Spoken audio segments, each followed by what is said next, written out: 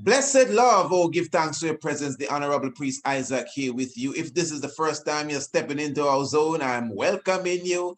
What we will be doing this evening in the few short moments that we will be spending with you, we will be highlighting a little bit about the connection with Santa Claus and the prostitutes. But before we get into that, let me just highlight, remember that it is this Sunday, the 20th day of December 2020, just to be sure and to be precise. We are highlighting our online lecture, Fairy Tale, Folly Days, and Nursery Crimes. Oh yes, and remember, if you have not received your ticket for this online lecture, take it from your brother.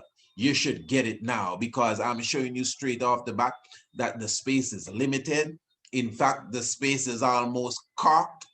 Corked. Yeah, we use that term in the Caribbean. When you say something corked, I mean it full.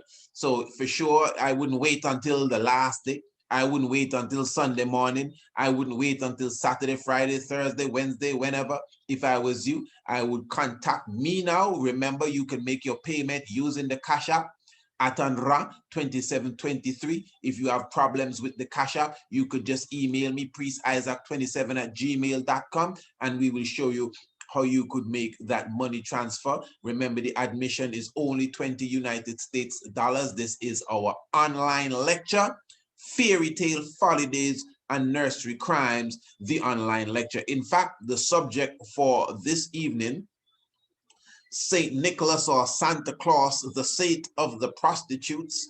This directly is connected to the lecture upcoming, the lecture on Sunday. You know, every time we have an online lecture, what we tend to do is to have subjects leading up to the lecture. So when we get into the webinar hall or the lecture hall, well, I mean, it's basically smooth sailing from there. So yes, what we want to highlight this evening, again, in the few short moments, is the connection with Santa Claus and the prostitutes.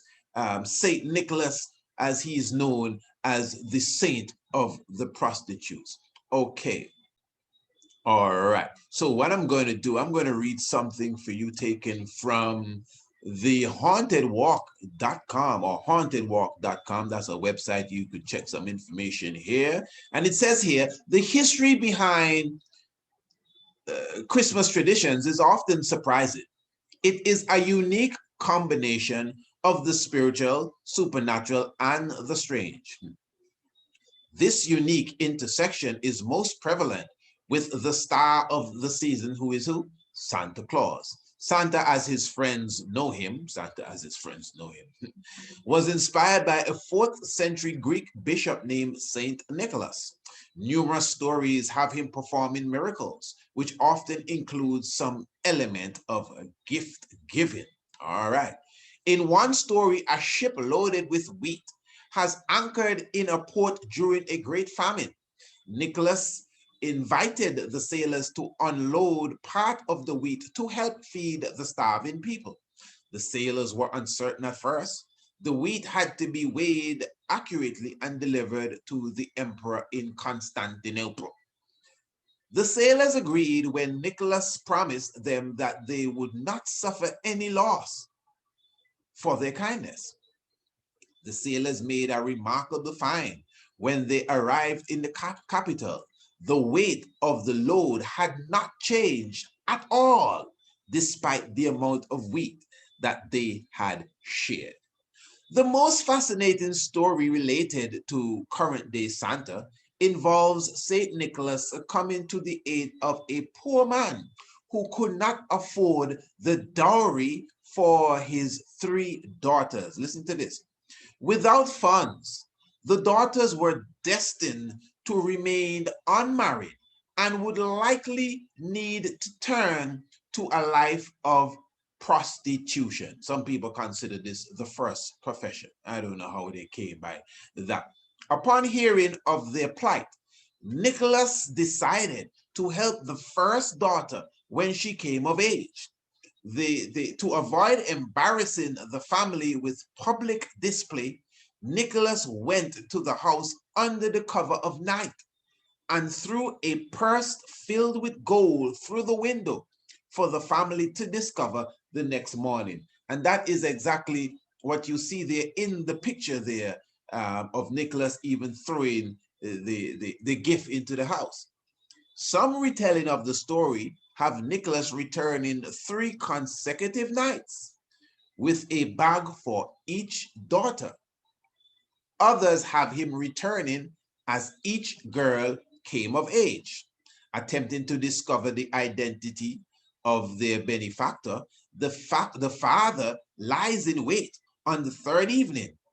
In one version, Nicholas learns of the father's plans to drop the 3rd bag down the chimney instead, learns of the father's plans and drops the 3rd bag down the chimney instead of throwing it through the window. You get it? Another version describes the daughter washing her stockings. Follow me good? Washing her what? Stockings that evening and hanging them over the embers to dry.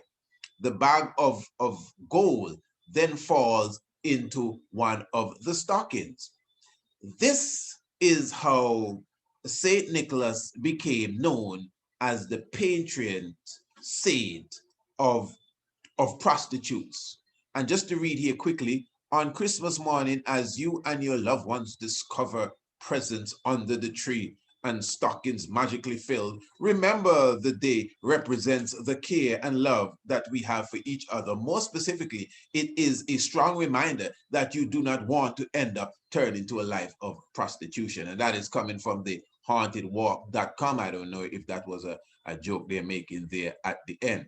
But the point here is, and this is very, very important, just to return here as it relates to St. Nicholas. So yes, quickly as we just run through this. Now, you see the interesting thing with St. Nicholas, and this is an individual that we are told was born in about the 4th century in Myri, Turkey. St. Nicholas, in fact, some people argue that St. Nicholas is a black man. They do have pictures of him where he looks quite darker than other pictures. Obviously, the picture I'm showing you here, he is lily white. But the point I'm making is that many people argue that he is of African origin in some way or the other. But that is not the debate right now. To be honest, I even disagree with that. But that is not the debate. Because St. Nicholas, according to the history, remember, he is one of the key bishops that was in the hall during the Nicene Council. And this is how I highlight this individual. Remember, you have people like Arius, the bishop from Northeast Africa.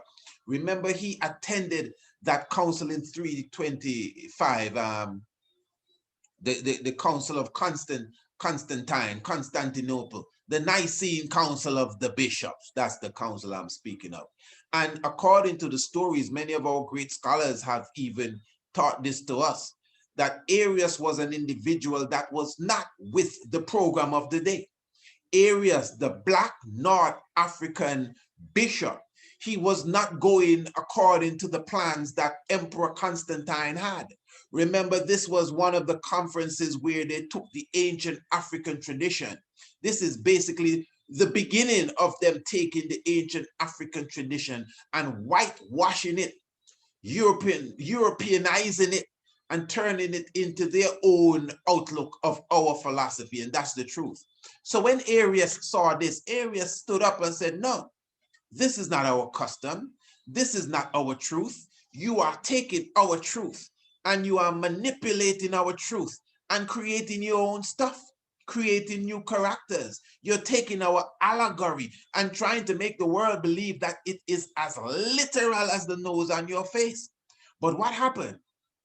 Saint Nicholas, according to the history, this is why they celebrate him in the Catholic Church. Saint Nicholas arose from his seat and assaulted the miscreant. And I'm quoting from their celebration.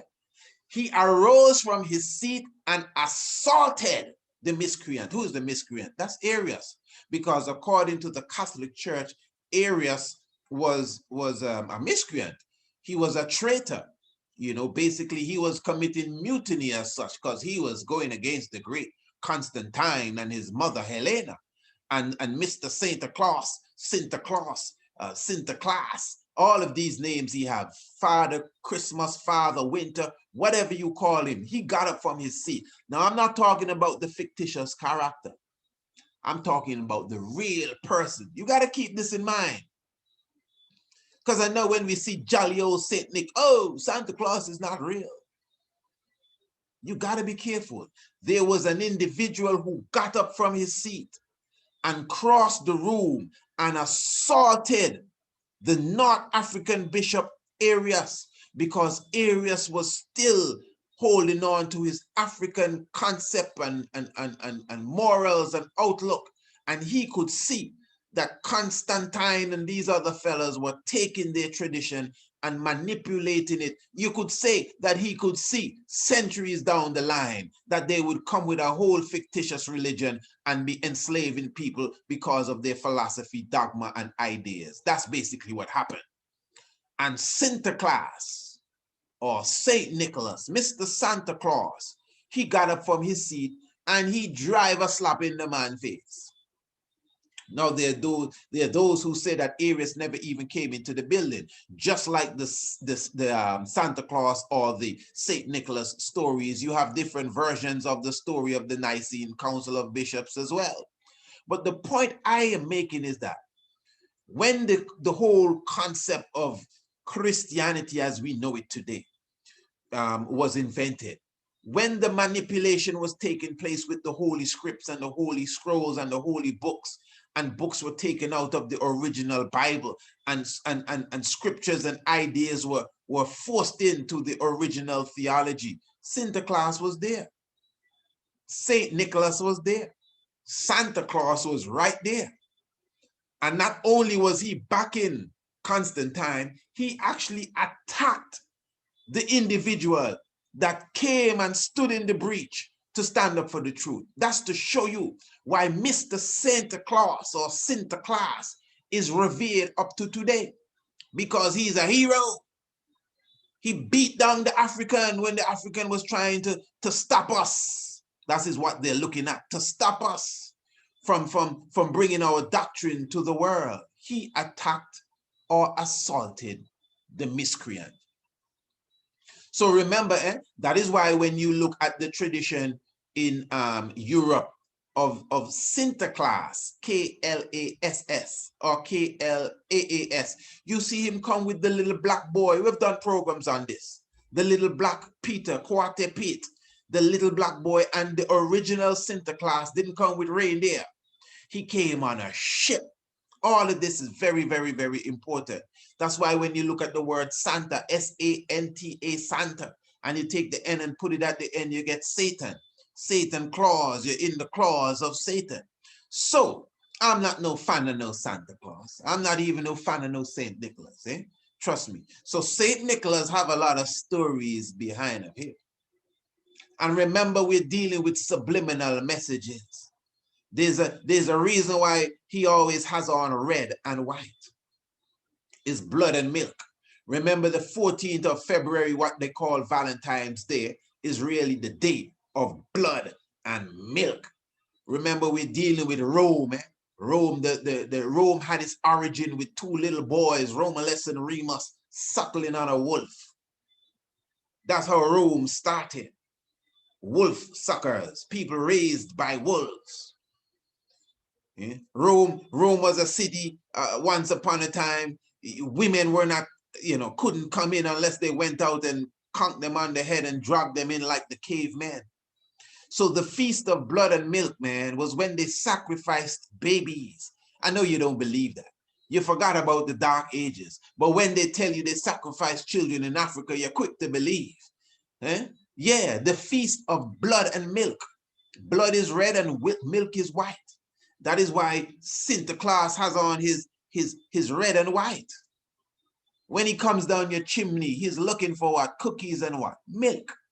Blood and milk. Don't lose it. This is just the reality. So a lot of these stories and folk tales and folklores that we give these people here that has become our heroes, quick to take your child to sit on Santa's lap, not knowing what he was doing in the North Pole. He better come with his mask this time. You understand?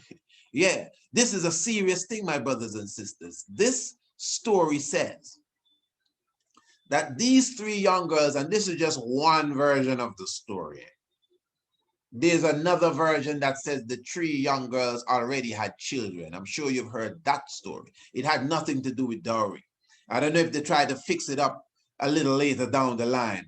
But this one said that the women already were applying the prostitution trade. So you have three young ladies that have children going to apply the prostitution trade. And here comes old jolly Saint Nicholas, and he gives them a bag of gold a piece. Bag of gold a piece. Each of them get a bag of gold. Now, the story I just read spoke about him being a miracle worker, and he, getting wheat off of a ship. And then when the fellas went where they were going, it was as if the wheat didn't move because the miracle. Santa Claus was a miracle worker. So he was, he had the ability to perform miracles. That's why you see him flying through the sky and all of these different things. Yeah. So he somehow knew of the plight of these little daughters, and he came looking for them. And the story says he gave each of them a bag of gold and took them away. Now, you meet three prostitutes on the road, and you give them a bag of gold apiece, and then you carry them away. I mean, it leaves the mind to think. Now, as I said, this is just one version of the story, and I'm not saying that that is the only version. I just read another version, but they're different versions of the same story. It's almost like you're reading the gospel.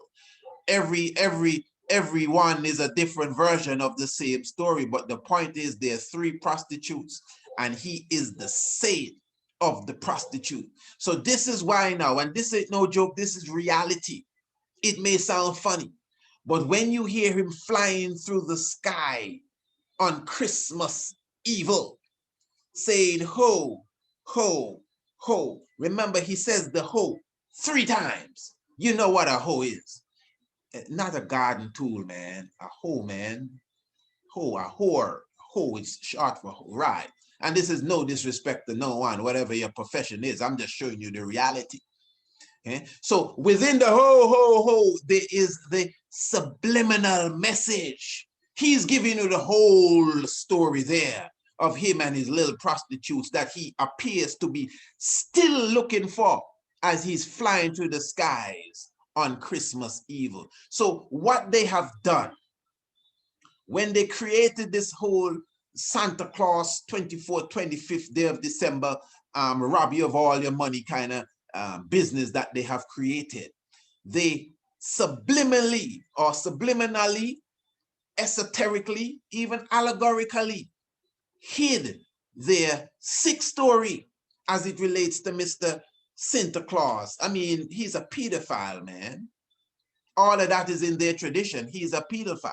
They originally showed you Saint Santa Claus, Saint Nicholas, as the eater of children.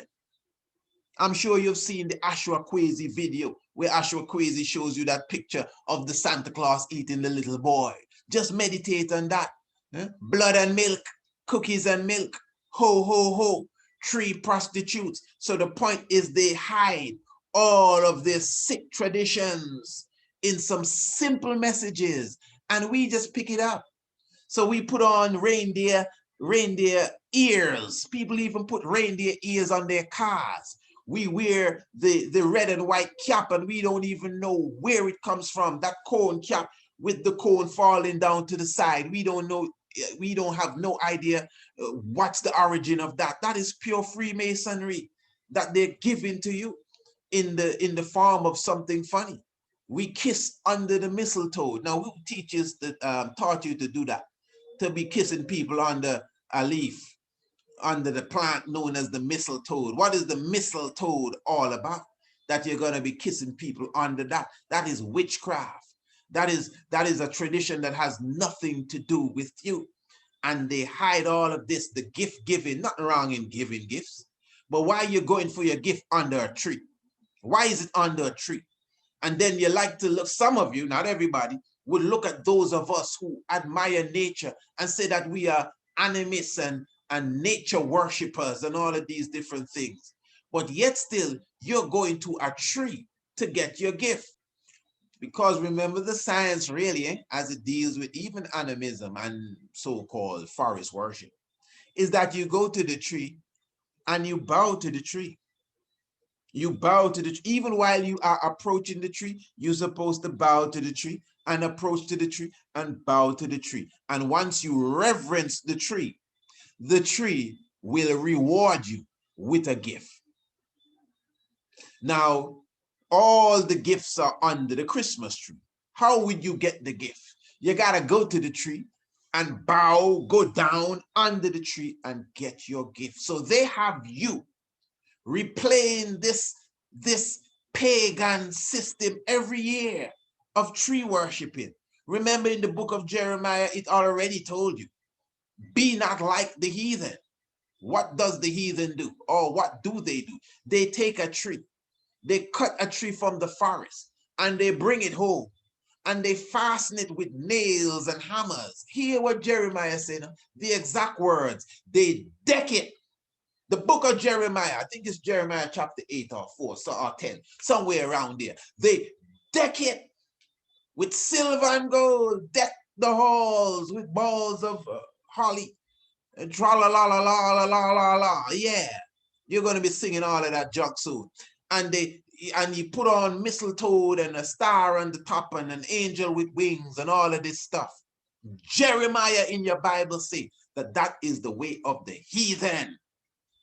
You comprehend? So we pick up all of these traditions, bowing down to trees and prettying up trees and going for our gifts under the tree and cookies and milk and eggnog and stockings on the wall and ho ho ho and Frosty the Snowman, and we have no idea where all these pagan traditions came from.